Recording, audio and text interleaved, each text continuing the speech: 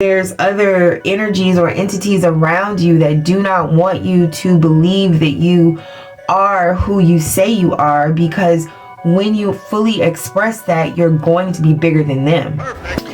Peace and blessings, family. This is Oubria, and I am here with a timeless tarot reading. Also a little bit of a channeled message. The message that I got is that you need protection. Someone needs to be protected, or someone is currently being protected, and there could be someone who is trying to force you to use something of theirs, or something that was made, something that doesn't have like a personal significance to you, but you need to use or work with something that you have made yourself.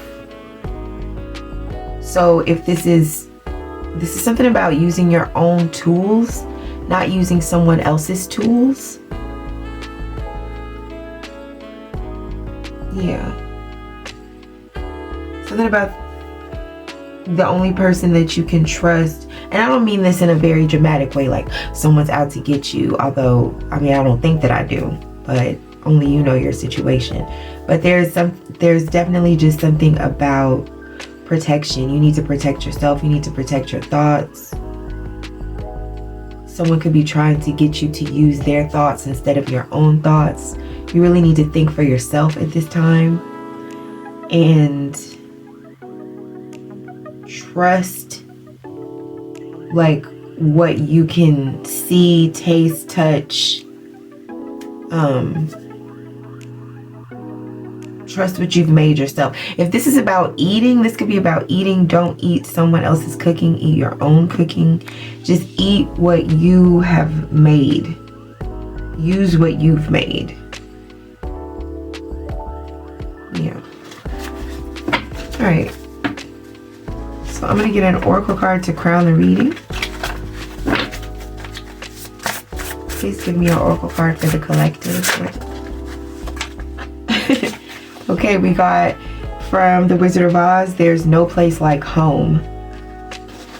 So, yeah, that's what I'm saying. There's a wizard. And at the bottom of the deck, we have this quote. It says, once you do something, you never forget, even if you can't remember. So there's something that you know how to do, or someone else knows how to do. It comes to this person's second nature. You could be feeling helpless. You could be feeling like there's a problem that you can't solve. There's a situation that you can't get out of. You could literally feel like something is a nightmare. But there's a very simple way out of it that only you know, that only you can do. It's something like, it's like the answer is so simple you can't believe you didn't see it, or it's been staring you in the face the whole time. All right. We got the High Priestess. So yeah, there's definitely something that you know. Eight of Swords at the bottom of the deck, but you don't know that you know it. Then we have the Ten of Cups, the Chariot, and the Five of Swords. This is just very redundant at this point, and you could feel like that, like something that someone is saying to you is very redundant. But I feel like this message is getting redundant in that it's like something screaming at you, and it's just saying the same thing over and over and over. There is some sort of happiness or blessing coming towards you, and I feel like you can feel it. And whatever this is, I feel like you've worked for it, you've earned it, you've struggled for it. There's someone in your energy who does not think that you deserve what you have or what you will have. So someone is trying to block you. I'm so sorry to say it like that. It's like,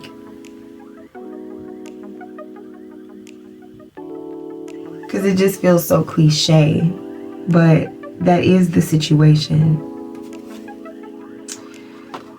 And this could be a mother figure, because we have the Empress. It's like someone doesn't see their mother, or someone doesn't want to see their mother.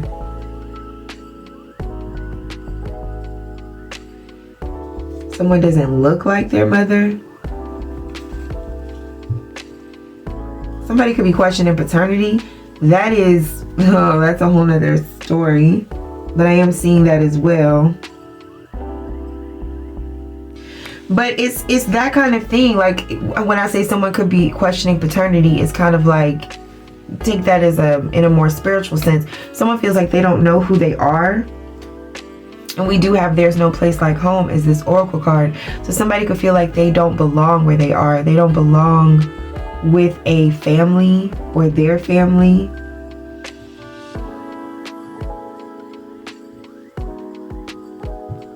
This could be someone who just secretly, like, they could appear to very much be on board with something, and maybe they're really not. Maybe that's not what they really want. So you could be keeping this a secret, that you really want to go home, or you really want to go back to, or you could long for something that you've never had and you don't quite know what it is. There's just a sense of longing, of knowing, desiring. Someone else is blocking. Something is very dramatic, but it doesn't appear to be. Like, upon first look, something doesn't appear to be very dramatic, but I feel like under the scenes something is very dramatic. There's something that somebody doesn't talk about something, and because of that they don't really know what's real.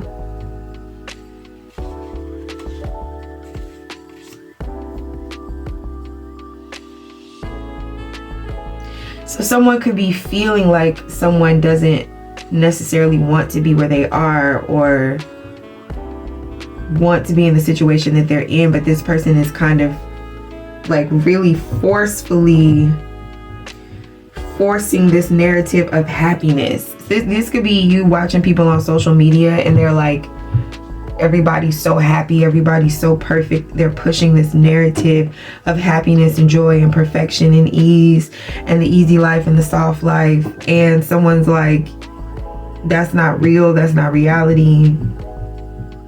Real life is a struggle. You could be wanting to give somebody a reality check. You could be reminding someone who they are or where they're really from. Or you could remind someone of who they are or where they're really from. So there could also be somebody who is like, they're able to get far away from home or far away from their environment of origin or the place where they've spent the most time or a significant amount of time. And when they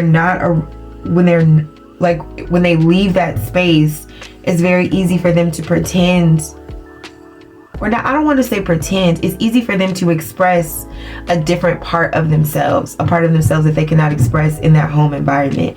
And so then this is like, you know, this is a very wild example, but say like if you're a very straight-laced person from a small town, a very small conservative town, and you're like a straight Christian white male, but you move to the big city, and then in the big city you become, you know, a cross-dresser, or you decide to dress like very flamboyantly. Like sometimes you dress up as a girl, sometimes you're a guy, sometimes you're a monkey. Like you just do what the fuck you want to, right? And you maybe run into somebody from your old town and they're looking at you like, who do you think you are? Like, this isn't who you are. Like somebody kind of feels like they don't know if their identity is solid, or if it's fluid. They could feel like, you know, this is who I am around these people, but I don't know if I could be that version of myself around this other group of people. So which version is real? Who am I really? This is somebody's just like, this is a lot. Somebody's thinking about all of this behind the scenes. And yeah, this could be you where you just feel like someone in your family does not allow you to really, or someone close to you does not really allow you to truly express who you really are. And I feel like this, if this is you, if you're a person who suppresses who you really are, I feel like this is something that you have always done. So it's not like you were ever able to express who you are and then you stopped. I feel like you've never been able to truly express who you really are. And so if you are in a point in your life right now where you are able to express who you really are, you could be really deep in a process of like self-discovery while you are expressing yourself. So people could be expecting you to have some sort of an explanation, right? Like, why are you like this? When did you start doing this? When did you start being like this? When did this happen? When did that happen? Like, because they're like, I don't know you like this. And you could feel insecure and feel like, okay, well, if they don't know me like this, then maybe this isn't really who I am. Like, maybe they know me better than I know myself, because there's an aspect to you that is very new. So you're not certain of it. So I think this message is saying, even if there's some sort of aspect of yourself that's new and you don't feel very certain of it, I get it now. That's why whoever's watching this, that's why you need protection. Because it's like you're a very little seed or a sapling and you're growing, and it's very easy for someone to just come and say that this is not what this thinks this is. This could be an aloe plant talking shit on you, but right now you're just a little sap. And you looking at this aloe plant like, bitch, I'm a whole oak tree. But you're not yet, but you are though, right? So your reality, it is fluid. It is also assured.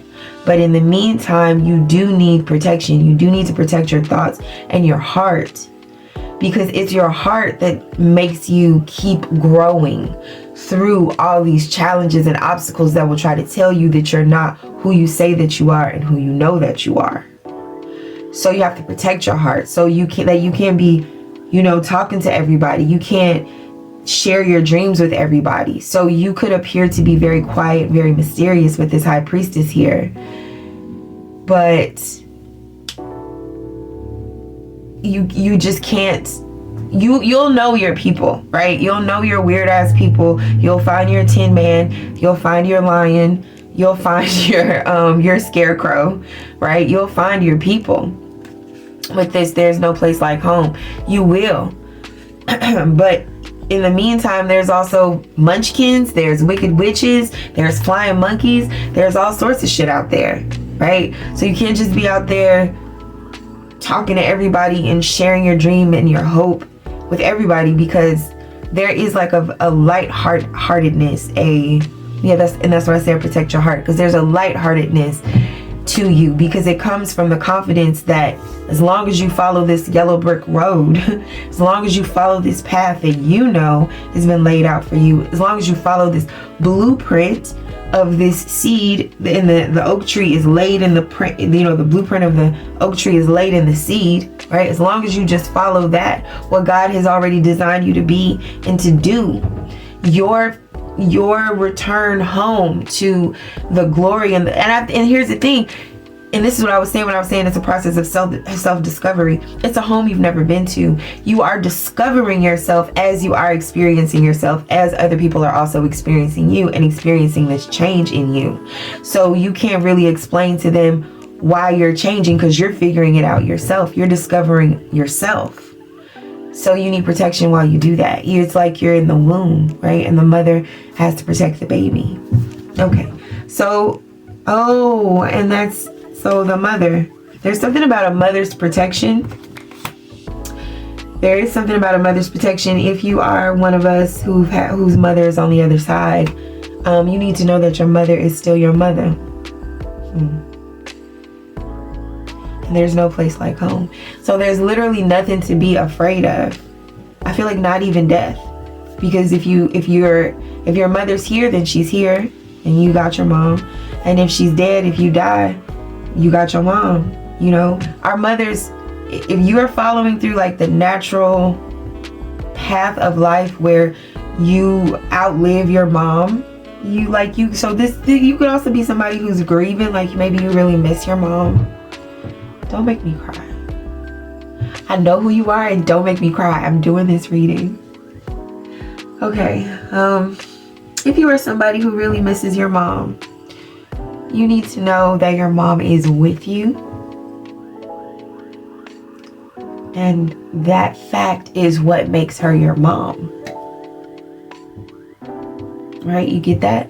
That's the definition of a mom, is beyond space and time. So you just don't, in all ways, you don't need to worry about that. Like, let that be one less thing that you worry about. You're not alone. You've never been alone. And even if you maybe didn't have a close or don't have a close relationship with your mom, or there's just like a motherly, we have a mother, honey. Look, this is news to me. I'm discovering as I'm experiencing this reading, but I feel like this reading is saying that we have a heavenly mother who loves us with a mother's love, and our well-being is assured. And I feel like you're entering a phase of life where you're about to start discovering that you don't just have a heavenly father, but you have a heavenly mother who is soft, who is going to send you soft experiences, who's going to plan little soft and beautiful surprises for you like a mother would do, like who wants to see the light on her baby's face at the joy and the happiness of being alive and being loved. And this is not a mother who accidentally had us, right? This is a mother who planned for us, who loves us like that, who set up our room, set up our house, did everything with us in mind. So I did not expect to turn on this camera and cry. This is wild.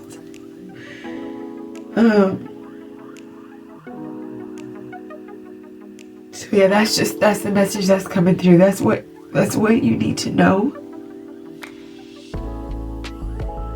is that there are really beautiful experiences coming, and nothing can stop them. Not even people who's mad about it. Not a single thing can stop it. I am going to leave that there. Thank you for watching, and please subscribe. Peace.